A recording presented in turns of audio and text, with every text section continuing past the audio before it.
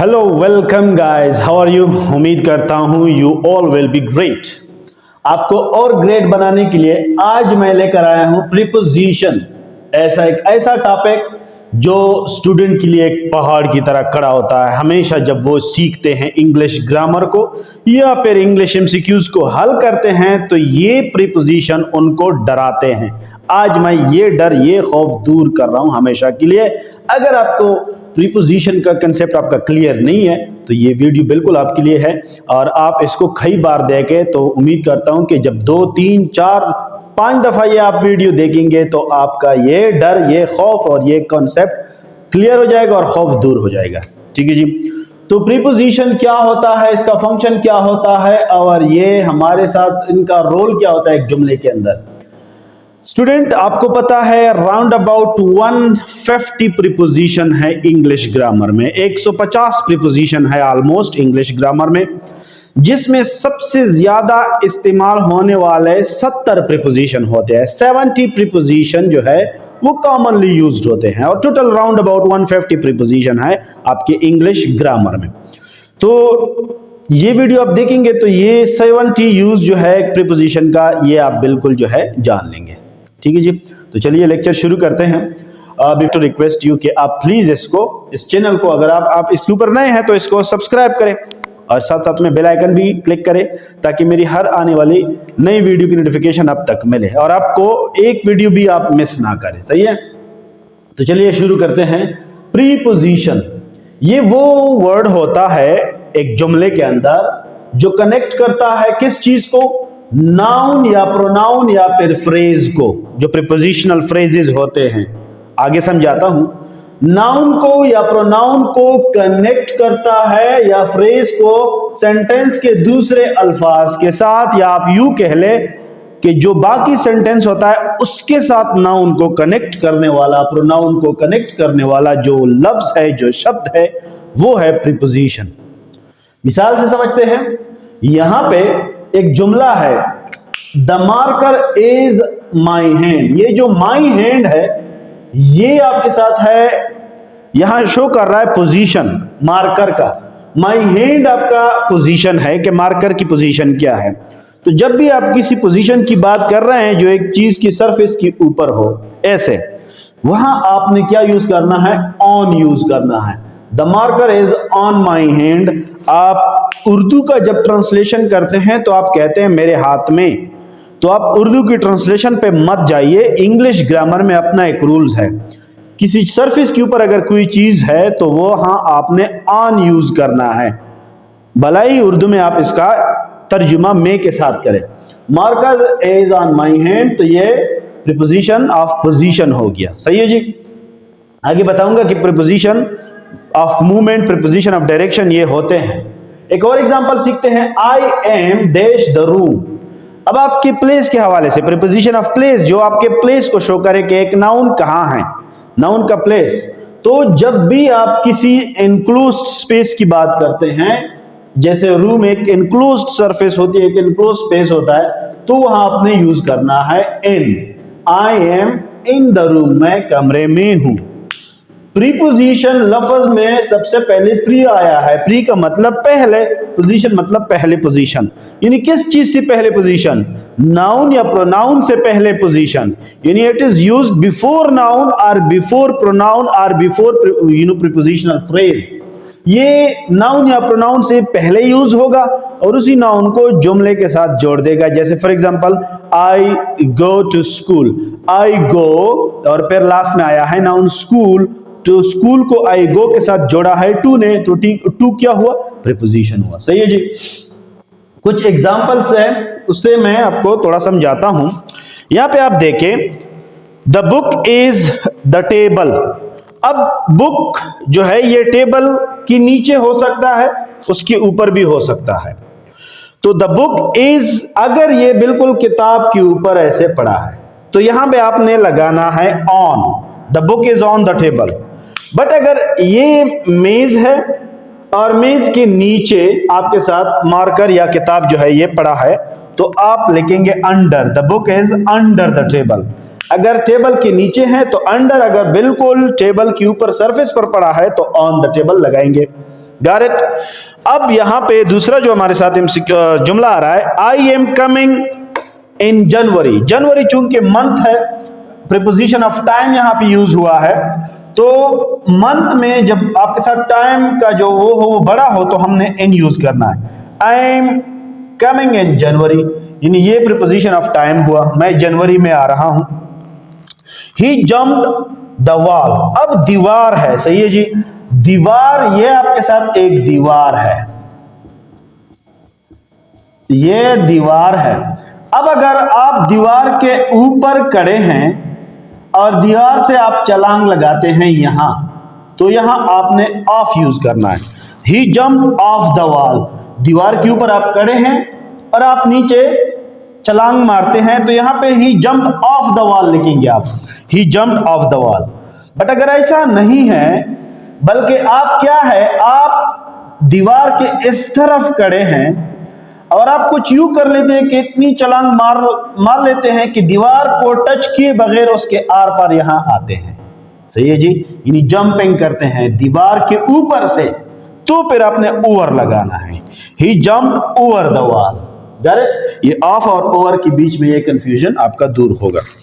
आगे है हमारे साथ, the garden is the mall. अब यहां प्रीपोजिशन देके कुछ 3 अल्फाज से आपका सिंगल प्रीपोजिशन बनाए, वो हम डिस्कस करेंगे प्रीपोजिशन टाइप्स में।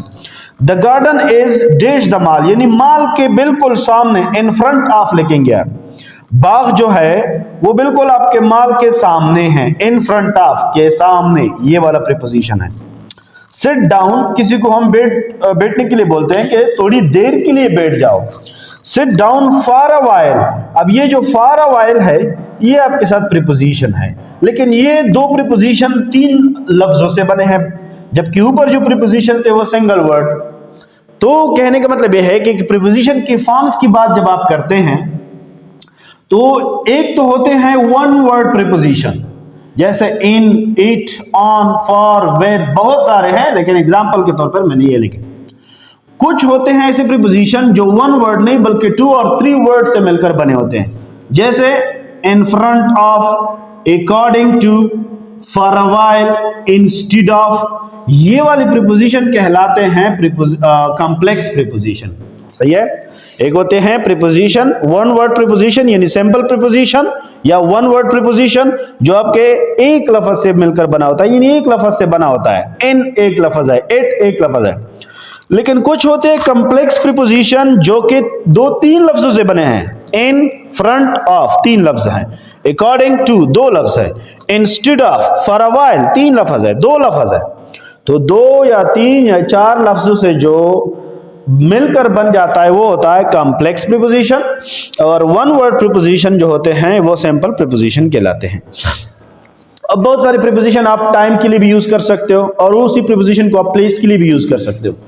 तो प्रीपोजिशन जुमले के अंदर नाउन के हवाले से इंफॉर्मेशन या तो उसकी प्लेस के हवाले से बताता है, या टाइम के हवाले से, या मूवमेंट के हवाले से, या पोजीशन के हवाले से, और या फिर डायरेक्शन और मूवमेंट दोनों, सही है। आगे मैं बताऊंगा डायरेक्शन और मूवमेंट के हवाले से जब मैं इसको और डिटेल में पढ़ूंगा, ठीक है जी। तो ये थे प्रीपोजिशन। अब आप इससे स्क्रीनशॉट ले, आगे मैं आपको बताता हूं कि जो प्रीपोजिशन के टाइप्स है वो किस तरह हमने यूज करने हैं और वो है क्या क्या। इससे आप स्क्रीनशॉट ले लें। टाइप्स ऑफ प्रीपोजिशन में हमारे साथ आ रहा है preposition of time, preposition of place और पोजीशन, प्रीपोजिशन ऑफ मूवमेंट और डायरेक्शन। तो ये 3 टाइप्स है। प्रीपोजिशन ऑफ टाइम में क्या क्या यूज होता है? In, on, at, ago, before, since, for, by, to, within, during, after, etcetera. और प्रीपोजिशन ऑफ प्लेस या पोजीशन में कौन कौन से प्रीपोजिशन होते हैं? In, at, on, under, behind, between, beside, near, etcetera. और प्रीपोजिशन ऑफ मूवमेंट में या डायरेक्शन में क्या क्या होते हैं? To, on to, down, over, into, from, towards. सही है जी। तो ये टाइप्स है प्रीपोजिशन के। आइए इनका अलग अलग यूज जानते हैं कि अब फॉर एग्जांपल मैंने गो या बिफोर या सिंस या फॉर कब यूज करना है, और इसी तरह इन, इट, ऑन को हमने प्लेस और टाइम के लिए कैसे यूज करना है। मेरे साथ एक जुमला है, ही lived the house an hour एगो, यानी यहां पे मैंने एगो का मतलब कि कितने वक्त पहले कुछ हुआ है, कितने वक्त पहले कुछ हुआ है, तो आपने एगो का यूज करना है। ही लिव्ड द हाउस, उसने घर छोड़ा, यानी वो चला गया घर से, इन आवर एगो, 1 घंटे पहले। ये जो एगो है ये आपके साथ क्या है, ये प्रीपोजिशन ऑफ टाइम है। सही है जी। एक और मिसाल देखते हैं, ही केम हेयर, अब यहां पे मैंने बिफोर का यूज किया है जो कि प्रीपोजिशन है इस सेंटेंस के अंदर। ही केम हेयर बिफोर 10 o'clock, यानी वो 10 बजे से पहले आया। किसी चीज, किसी काम के पहले, यानी किसी एक प्रिसाइज वक्त से पहले की बात जब हम करते हैं तो हम बिफोर का यूज करते हैं। एक और example, I have been teaching since 2013, मैं 2013 से पढ़ाता रहा हूं। अब यहां पे मैंने सिंस लगाया जो कि एक प्रीपोजिशन है। सिंस हम प्रिसाइज टाइम के साथ लगाते हैं कि एग्जैक्टली किस वक्त से कुछ जो है आप शो कर रहे हैं। मैंने एग्जैक्टली एक ईयर बताया जिसमें मैंने टीचिंग शुरू की थी, 2013, सही है, तो मैंने सिंस लगाया। अब चूंकि क्या है, 2024 है, I have been teaching for 11 years, अब यहां पे मैंने फॉर लगाया। फॉर हम पीरियड ऑफ टाइम के साथ यूज करते हैं कि कितना समय जो है वो निकला, कितना वक्त निकला। 2013 एग्जैक्टली प्रिसाइज टाइम था जिसमें आई स्टार्टेड माई टीचिंग। अब 2013 से आप गिनते जाओ 2024 तक कि ये कितने साल बनते हैं, और वो दौरानिया जब आप बताते हो तो आप फॉर का यूज करोगे। फॉर एग्जाम्पल मैं कहूं 7 बजे से, तो मैं सिंस 7 o'clock लिखूंगा।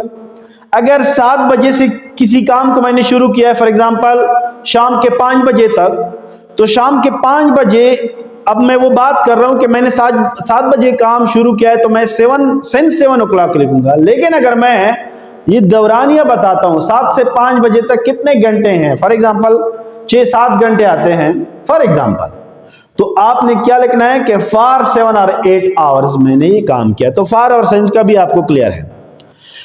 नेक्स्ट जो हम टू का इस्तेमाल करते हैं टाइम के साथ, इट्स 4:45, यानी 4:45 है अभी। क्वार्टर का मतलब 15, सही है जी। अब इसका मतलब आपके साथ हुआ कि मतलब टाइम जो है वो आपके साथ 4:45 है, 15 मिनट कम है 5 बजने में, तो 4:45 यहां पे मैंने प्रीपोजिशन ऑफ टाइम के लिए यूज किया। अब एक और example, come back by 5 o'clock, यानी 5 बजे तक आपने आना है। कुछ भी करो 5 बजे तक आप पहुंच जाओ, सही है। मैंने टाइम के साथ यूज किया तो बाय 5। अब यहां पे ये जो बाय है ये प्रीपोजिशन ऑफ टाइम है, सही है। आई होप कि प्रीपोजिशन ऑफ टाइम का जो है आपने थोड़ा बहुत सीखा होगा। चलिए देखते हैं preposition of place. Preposition of place में हम किसी नाउन प्रोनाउन की बात करते हैं कि वो कहां है, वो किस जगह पड़ा है। फॉर एग्जाम्पल मेरे साथ 2 जुमले हैं, the book is beside the notebook. Beside का मतलब बगल में, बिल्कुल नेक्स्ट टू की जब हम बात करते हैं, नेक्स्ट टू बिल्कुल साथ में, बगल में, यानी किताब कॉपी या नोटबुक के बगल में है। एक और बिसाइड्स होता है जिसमें हम यहां पे इस लगाते हैं लेकिन वो अलग मतलब देता है। उसका मतलब बिसाइड मींस के अलावा, इन एडिशन टू। आप कुछ बात कह देते हो फिर कहते हो इसके अलावा ये भी है, तो ये इसके अलावा, ये मजीद जब आप कुछ ऐड कर रहे होते हो तो वहां बिसाइड्स का आप यूज करेंगे। और ये बिसाइड जिसमें इस नहीं है, ये आपके साथ प्रीपोजिशन ऑफ प्लेस है, इसका मतलब है बगल में। The book is beside the notebook, किताब बगल में या बिल्कुल पास में है कॉपी के। एक और example, the book is near the table, यानी कि टेबल है, एक मेज है, उसके करीब कहीं किताब पड़ा है, तो आप क्या कहते हो, the book is near the table. अब ये नियर जो है ये प्रीपोजिशन ऑफ प्लेस हुआ। Got it? Preposition of place और पोजीशन हुआ। अब जाते हैं प्रीपोजिशन ऑफ मूवमेंट की तरफ। मूवमेंट या डायरेक्शन, यानी जब कोई एक मूवमेंट हो रही हो, एक नाउन की या एक सब्जेक्ट की मूवमेंट हो रही है जुमले में, कैसे? For example, I am going to the market. To the market, ये जो मार्केट है ये आपका एक डेस्टिनेशन है और आपकी डायरेक्शन भी मार्केट की तरफ है। तो जब आपकी डायरेक्शन और डेस्टिनेशन दोनों की बात हो रही हो तो आपने टू का यूज करना है। I am going to the market, I am going to school, यानी आपने टू कब यूज करना है? जब आपका एक स्पेसिफिक डेस्टिनेशन हो, जहां आपने जाना है कुछ काम के सिलसिले में, और आपको डायरेक्शन का भी पता हो कि मुझे इस डायरेक्शन इस सेमत में जाना है जहां मेरा ये डेस्टिनेशन है, तो आपने टू का यूज करना है। आप ऐसे भी कह सकते हो आई am going towards the market, लेकिन यहां पे टूवर्ड जब आपने लगाया तो आपने सिर्फ डायरेक्शन की बात की, आपने डेस्टिनेशन की बात नहीं की। यानी मैं मार्केट की तरफ जा रहा हूं। अब मार्केट, स्पेसिफिकली मार्केट में आपने नहीं जाना, ना मार्केट में ये आपका काम है, लेकिन आप जिस डायरेक्शन में मार्केट है, शायद मार्केट के साथ कुछ और ऐसी कोई जगह है जहां पे आपको कुछ काम हो, लेकिन आपने स्पेसिफिकली नहीं बोला, जनरली बोला मेरी डायरेक्शन मार्केट की तरफ है, यानी मैं मार्केट की तरफ जा रहा हूं। सही है जी। तो आपको टू वर्ड्स में डेस्टिनेशन स्पेसिफिक नहीं करते आप सिर्फ अपनी डायरेक्शन स्पेसिफिक करते हैं। लेकिन जब आप टू लगाएंगे तो आप डायरेक्शन के साथ साथ अपनी डेस्टिनेशन भी स्पेसिफिक कर लेते हैं कि भाई मैं इस वाली पॉइंट पे जा रहा हूं। समझ आ रही बात? आई होप कि ये भी समझ आई। He put the jug on to the table, एक प्रीपोजिशन है, प्रीपोजिशन ऑफ मूवमेंट और डायरेक्शन। यानी जब आप जग को उठा लेते हो, मूवमेंट हो रहा है ना, एक मूवमेंट हो रहा है, टेबल के ऊपर रख रहे हो, ऊपर से किसी सरफेस की ऊपर से जब मूवमेंट आ रही हो और सरफेस की तरफ भी हो तो हम ऑन टू का यूज करेंगे। He put the jug on to the table, यानी उसने जग को कहीं से उठाया और कहां रखा? मेज के ऊपर रखा। सही है। एक और example, pour the water into the glasses, यानी into का मतलब एक इनक्लोज स्पेस है, आपने उसके अंदर जाना है, किसी चीज को अंदर लेके जाना है, यानी यहां भी मूवमेंट हो रही है। into और onto दोनों आपने मूवमेंट के लिए इस्तेमाल करनी है। pour the water, पानी को डालो ग्लासेस में। अब ग्लासेस इनक्लोज्ड होता है, आपने पानी उसके अंदर, मूवमेंट जो है आप कर रहे हैं, तो फिर into लगाएंगे। I am coming from my home, तो into जो है ये भी प्रीपोजिशन ऑफ मूवमेंट हुआ, और I am coming from my home, from का मतलब ये भी प्रीपोजिशन ऑफ प्लेस हुआ, यानी आप जहां से जा रहे हैं, मैं घर से आ रहा हूं, किसी जगह से जब आप जा रहे होते हैं तो आपने फ्रॉम का यूज करना है। सही है। आई होप कि ये कंफ्यूजन जो है थोड़ी बहुत आपकी खत्म हुई होगी, आप बार बार इसको देके यू विल गेट इट। अब हम बात करेंगे आगे, जो इंतहाई इंपॉर्टेंट प्रीपोजिशन है, इन, ऑन, इट। ये तीनों प्रीपोजिशन ऑफ टाइम भी है और प्रीपोजिशन ऑफ प्लेस भी है। चलिए इसका चार्ट समझते हैं कि कब इनको हमने इन यूज करना है और कब ऑन और कब एट, प्लेस और टाइम दोनों के हवाले से। इससे पहले आप इससे स्क्रीनशॉट ले लीजिए। प्रीपोजिशन ऑफ टाइम और प्रीपोजिशन ऑफ प्लेस, जो हमारे साथ तीन प्रीपोजिशन है, इन, ऑन, इट, इनका इस्तेमाल जानते हैं। याद रखिए कि जब भी हमने इन, ऑन, इट को इस्तेमाल करना हो टाइम के हवाले से, तो कुछ चीजों का हमने जो है ध्यान रखना है। ऑन, इन हम यूज करते हैं यानी जब हमारे साथ टाइम ज्यादा हो, बड़ा टाइम हो, जैसे मंथ, जैसे ईयर्स, जैसे सेंचुरीज, सदियां, जैसे लॉन्ग पीरियड, लंबे तड़ंगे अरसे की तरफ, अरसे की जब हम बात करते हैं, सालों की बात करते हैं, तो हमने इन का यूज करना है, क्योंकि ये मंथ, ईयर्स, सेंचुरीज, ये पीरियड ऑफ टाइम, ये सब क्या है? ये टाइम है। इसके साथ आपने इन का यूज करना है। कैसे? इन जून, यानी जून के महीने में, आई एम कमिंग इन जून, मैं जून में आ रहा हूं। इन विंटर, मौसम है सरमा में, we will meet in winter. In 2002, 2002 में। सही है जी। ही पास्ड अवे, वो फोर्थ हो गया इन 2002, 2002 में, पूरे साल की बात हो रही है। इन 19th सेंचुरी, 19वीं सदी में तो हम इन यूज करेंगे। इन द पास्ट, लंबे पीरियड की बात हो रही है, माजी में, in the past. In the future, future भी एक लंबे समय है, तो आने वाले मुस्तकबिल की बात हो रही, तो यहां पे हमने इन का यूज करना है। तो अगर आपके साथ टाइम पीरियड जो हो वो ज्यादा हो तो आपने इन का यूज करना है, यानी महीनों के साथ जितने भी 12 महीने लगाएं, आप महीने की बात कर रही हैं तो उसमें महीने से पहले आपने इन लगाना है। जनवरी, इन फरवरी, इन मार्च, इन अप्रैल, इन मई, इन जून, जुलाई, सबसे पहले आपने इन का यूज करना है। अब साल की बात कर रहे हैं, इन 2002, इन 2003, इन 2004, इन 2005, इन ब्ला ब्ला, इन 1992, तो ये सब आपने यहां पे क्या लगाना है? इन लगाना है। आगे हमारे साथ है ऑन। ऑन हम डे या डेट, स्पेसिफिक तारीख हो या फिर दिन हो, उसमें हम ऑन का यूज करते हैं। जैसे ऑन मंडे, सही है, we will take another class on Monday, हम दूसरा क्लास मंडे के दिन लेंगे। On Monday, on Sunday, on 19th April which is my birthday, यानी 19 अप्रैल। 19 अप्रैल एक स्पेसिफिक डे की बात कर रहा है, आप डेट की बात कर रहे हैं, तो ये भी 19 अप्रैल, इसके साथ भी आपने ऑन का यूज करना है। तो इसलिए 19 अप्रैल को रहेगा, बिकॉज ये मेरी बर्थडे है, ये मेरी तारीख पैदाइश है। ऑन 19 अप्रैल 92, थोड़ा और भी मैंने आपको बताया, ऑन 19 अप्रैल 92, 1992 में 19 अप्रैल, आपने और भी स्पेसिफिक किया तो आपने ऑन लगाना है, which is my birth year. On Eid, which is a special day in our Muslim festival, on Eid, Eid के मौका पर तो हम ऑन लगाएंगे। ऑन माई बर्थडे, मेरी सालगिरह के दिन पर, तो भी हम ऑन लगाएंगे। अगर ये थोड़ा टाइम जो है ये मतलब ज्यादा है, इससे थोड़ा स्पेसिफिक किया दिन और तारीख तक, तो थोड़ा कम किया, इससे और टाइम को थोड़ा और भी स्पेसिफिक कर लेते हैं, बिल्कुल पर्टिकुलराइज करते हैं, तो फिर हमने इट का इस्तेमाल करना है। वेरी स्पेसिफिक प्रिसाइज टाइम की बात हो, eight 6 o'clock, eight 7:30, eight 10 AM, जितनी भी 24 घंटे हैं, एक से लेकर 24 घंटे आपके दिन रात में, सबके साथ आपने 8 का यूज करना है। या फिर दिन के अंदर एक खास वक्त होता है, सही है, जैसे for example at noon, at dinner time. Dinner time means रात के वक्त जब आप कुछ खा लेते हो, ये खाने का जो वक्त होता है। एट मिडनाइट, मिडनाइट बिल्कुल रात के 12 बजे, या वो घंटा जिसमें आपकी जो रात है वो बिल्कुल इक्वली डिस्ट्रीब्यूट हो 2 पार्ट्स में, तो हम कहते हैं एट मिडनाइट। तो ये थे preposition of time, in, on, it, अपने अपने हिसाब के हवाले से जो मैंने आपको तरतीब से चार्ट बना के दी, सही है। इसी इन, ऑन, इट को अब हम प्रीपोजिशन ऑफ प्लेस में देखेंगे कि ये कहां कहां यूज होते हैं, सही है।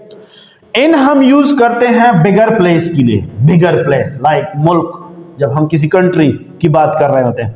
For bigger place, for enclosed space, किसी चीज जो कि एनक्लोज्ड हो, जिसके इर्द गिर्द एक बाउंड्री हो। ऑन हम यूज करते हैं सरफेस के ऊपर, और इट हम पॉइंट के लिए यूज करते हैं, छोटा सा जो पॉइंट हो, सही है। इन पेशावर, अब पेशावर एक लार्ज सिटी है, बहुत बड़ा शहर है, तो हम जब बात करेंगे ही लिव्स इन पेशावर, तो पेशावर बड़ा है, इसलिए मैंने इन लेकर, मैंने ऐसे नहीं लिख सकता I live at Peshawar, no.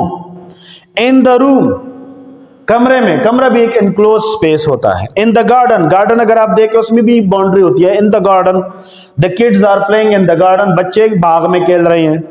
In a building, एक बहुत बड़ी बिल्डिंग है, यूनिवर्सिटी है, कॉलेज है, अस्पताल है, जो भी है, तो आप बिल्डिंग की बात कर रहे हैं, इन द बिल्डिंग आप बोलेंगे। इन द कार, सही है, गाड़ी के अंदर, क्योंकि वो एक एनक्लोज्ड खाना होता है, गाड़ी या टैक्सी दोनों में। In the taxi, in the car, आप इन ही लगाएंगे। याद रखिए व्हीकल्स में जब आप बड़े गाड़ियों की बात करते हैं, फॉर एग्जांपल आप बात करते हैं बस या ट्रेन या एरोप्लेन की, जो कि बहुत बड़ी व्हीकल है, वहां आपने इन का यूज नहीं करना, ऑन का यूज करना है। अगर आप कह रहे हैं कि मैं कार में हूं, आई एम इन द कार, लेकिन अगर आप बस में होते हैं तो बस बड़ा व्हीकल है, यहां पे आपने इन नहीं ऑन का यूज करना है। ये फर्क आपने नोट करना है। बड़ी गाड़ियों में हम ऑन का यूज करेंगे, छोटी गाड़ियों में हम इन का यूज करेंगे। आई am on the bus, I am on the train, I am on the aeroplane, और हेलीकॉप्टर की बात कर रहे हैं तो आपने इन का यूज करना है, क्योंकि एरोप्लेन और हेलीकॉप्टर में हेलीकॉप्टर छोटा होता है। I am in the helicopter, सही है। सरफेस की बात करें, हम ऑन कब यूज करते हैं? ऑन द फ्लोर, फर्श पर, ऑन द रूफ, छत पर, छोटी सरफेसेस होती है, सही है। ऑन द वॉल, दीवार की भी छोटी सरफेस होती है। On the wall, on the road, on the third floor. Building के लिए मैंने इन का यूज किया, लेकिन बिल्डिंग के अंदर मैं गया फ्लोर पर तो मैंने ऑन का यूज किया। और इसी तरह कार के लिए आपने देखा मैंने इन का यूज किया, बस के लिए मैं ऑन का यूज कर रहा हूं। ये व्हीकल बड़ा है, ये व्हीकल छोटा है। ऑन अ बस, इन द कार, सही है। ट्रेन बड़ा होता है, ऑन द ट्रेन या ऑन अ ट्रेन। टैक्सी छोटी होती है, in the taxi, correct. It जब हम ज्यादा छोटे पॉइंट ऑफ प्लेस की बात करते हैं तो हम इट का यूज करते हैं। कैसे? It the bus stop. Bus stop एक मखसूस एक छोटी सी जगह होती है, I am waiting for you at the bus stop, मैं आपका इंतजार बस स्टॉप पे कर रहा हूं। एट द डोर, दरवाजे पर। अब दरवाजे का जो सरफेस होता है स्मॉल होता है, इंतहाई पॉइंट सरफेस होता है, तो आपने यहां पे इट का यूज करना है। I am waiting at your door, मैं आपके दरवाजे पर वेट कर रहा हूं। एट द एंट्रेंस, दाखिली रास्ता नहीं होता गेट वगैरह या दरवाजा, ये भी दहलीज जिसको हम कहते हैं। I am here at the entrance, come outside, मैं आपके गेट पर ही हूं, बाहर आ जाओ। एट होम, जो आपका रहने वाला एक स्पेसिफिक पॉइंट होता है, आपका घर। आई एम एट होम, मैं घर पर हूं। एट द शॉप, आपने मार्केट की बात की, पूरी मार्केट की बात कर रहे हैं, आई एम इन द मार्केट, लेकिन मार्केट के अंदर किसी एक दुकान पे आप खड़े हैं, तो आपने मार्केट की बजाय आपने फिर वहां पे इट द शॉप का यूज करना है। सही है, याद रखिए, आपने फॉर एग्जांपल बोला कि मैं कराची में बनारस में रहता हूं। सही है, मैं कराची में बनारस में रहता हूं, आपने दो जगहों का दो बार मैं का यूज किया। या आपने बोला मैं पेशावर में बड़ा गेट में रहता हूं। अब बड़ा गेट पेशावर का एक छोटा सा जो है इलाका है जो पूरे पेशावर में आ रहा है। अब आपने लिखना पेशावर के साथ इन है, लेकिन जो बड़ा गेट है पेशावर के हवाले से वो छोटा है, तो आपने वहां पे इट का यूज करना है। I live in Peshawar it बड़ा गेट। सही है, मैं पेशावर में बड़ा गेट में रहता हूं। दोनों के लिए आपने मे का यूज करना है उर्दू में, लेकिन इट का मतलब मे भी है, इट का मतलब यहाँ पे, और इन का मतलब भी में है। सही है, तो ये था प्रीपोजिशन चार्ट्स टाइम और प्लेस के हवाले से। In, on, it, most of the time all the students confront such kind of difficulties and confusion, and I am hope कि इस वीडियो के देखने के बाद ये चीज जो है नहीं होगी। उम्मीद करता हूं ये वीडियो आप देखेंगे और आपकी ये सारी कंफ्यूजन जो है वो खत्म होगी। सो लास्ट में I will request once again to please subscribe my channel and give me potential so that I may make more video for you। और साथ साथ में बेल आइकन भी प्रेस करें, शेयर भी करें, कमेंट भी करें, ताकि मुझे मोटिवेशन मिले। सही जी, मिलते हैं नेक्स्ट वीडियो के साथ। अल्लाह हाफिज़।